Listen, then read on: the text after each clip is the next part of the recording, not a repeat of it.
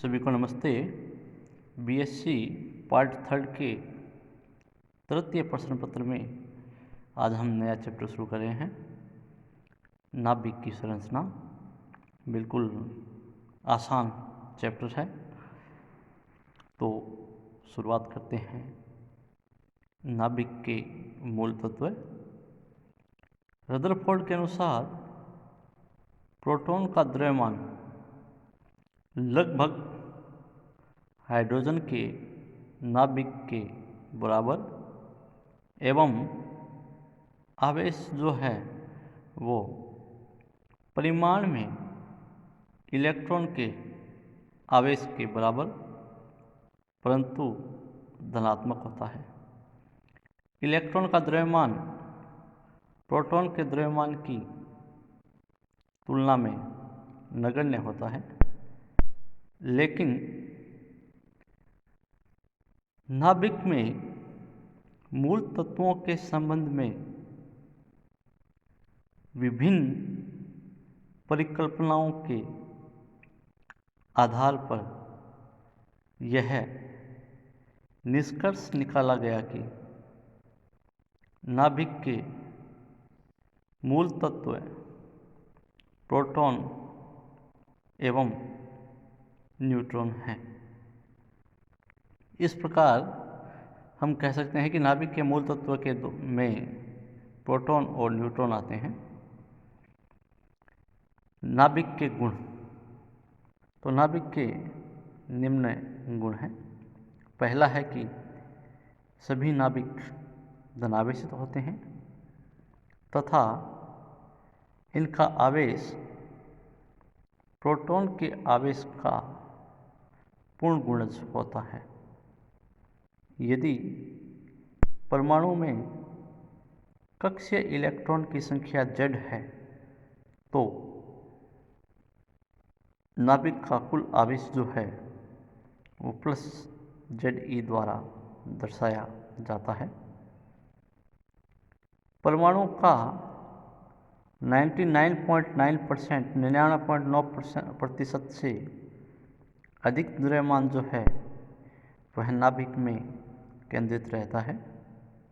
यदि परमाणु की द्रव्यमान संख्या कैपिटल A है तो नाभिक का द्रव्यमान 1.67 गुणा 10⁻⁻27 किग्रा के लगभग होता है। नाभिक में धनावेश का वितरण लगभग एक समान होता है, अर्थात नाभिक लगभग गोलाकार होता है जिसकी त्रिज्या r बराबर r0 a⁻⁴ द्वारा दी जाती है। अगले गुण की यदि हम बात करें तो नाभिक का घनत्व लगभग एक समान होता है, जो कि 10⁻17 किलोग्राम पर मीटर क्यूब होता है। यदि अगले गुण की बात चर्चा करें तो प्रत्येक नाभिक के प्रति एकांक आयतन में न्यूक्लियनों की जो संख्या है यह लगभग समान होती है। इसके अलावा नाभिक में कण अत्यधिक तीव्र आकर्षण बलों से बंधे रहते हैं। अगला गुण जो है वो स्पिन कोणीय संवेग से संबंधित है कि नाभिक का स्पिन कोणीय संवेग जो है वह नाभिक की द्रव्यमान संख्या पर निर्भर करता है। यदि नाभिक की द्रव्यमान संख्या A सम है तो नाभिक का स्पिन कोणीय संवेग जो है यह 0 या h/2π का पूर्ण गुणज होगा। और यदि नाभिक की द्रव्यमान संख्या A विषम है तो नाभिक का स्पिन कोणीय संवेग जो है यह h/2π का अर्ध विषम गुणक होगा।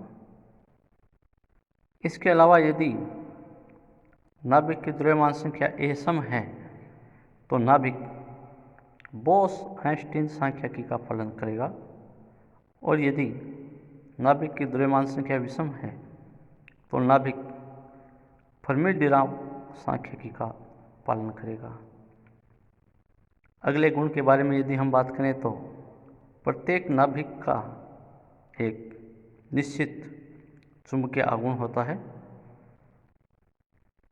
इसके अलावा नाभिक का एक निश्चित चतुर्ध्रुवी आघूर्ण होता है, जिससे निष्कर्ष निकलता है कि नाभिक में धनावेश का वितरण पूर्णतः गोलीय सममित नहीं होता, बल्कि कुछ असममित होता है।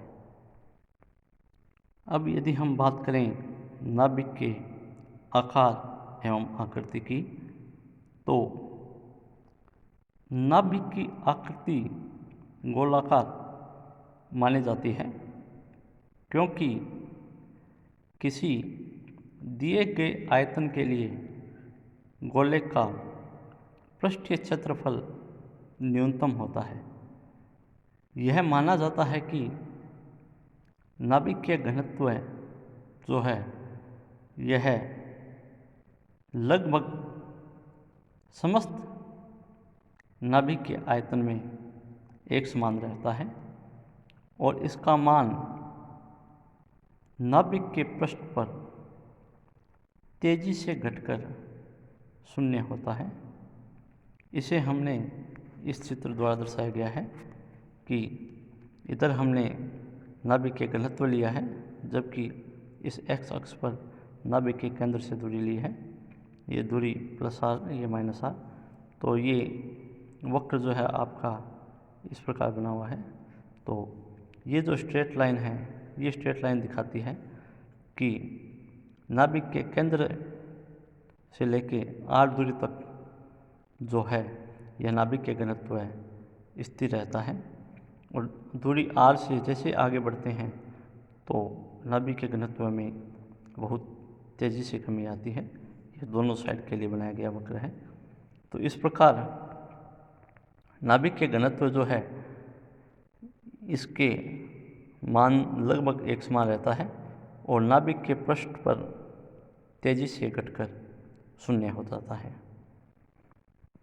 इसका अर्थ यह है कि नाभिक का आयतन नाभिक में उपस्थित सभी न्यूक्लियनों की संख्या, जिसे हम द्रव्यमान संख्या A लिखते हैं, इसके समानुपाती होता है।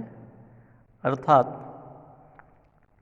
4/3 πr³ जो होगा वो समानुपाती हो जाएगा है कि यहाँ आयतन है 4/3 πr³, गोले का आयतन हमने पढ़ रखा है, वो बिल्कुल वही है।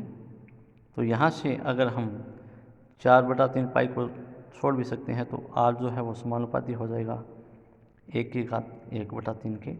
यहाँ r³ है तो इधर 1/3 आ गया। अनुक्रमानुपाती का चिन्ह हटाते हैं तो नियतांक r0 लिख रखा है, तो अनुक्रमानुपाती का चिन्ह हटा के बराबर कर दिया, नियतांक r0 ले लिया है, तो r बराबर r0 a⁻⁴ यहाँ r0 जो है इसका मान 1.4 × 10⁻⁻15 मीटर है।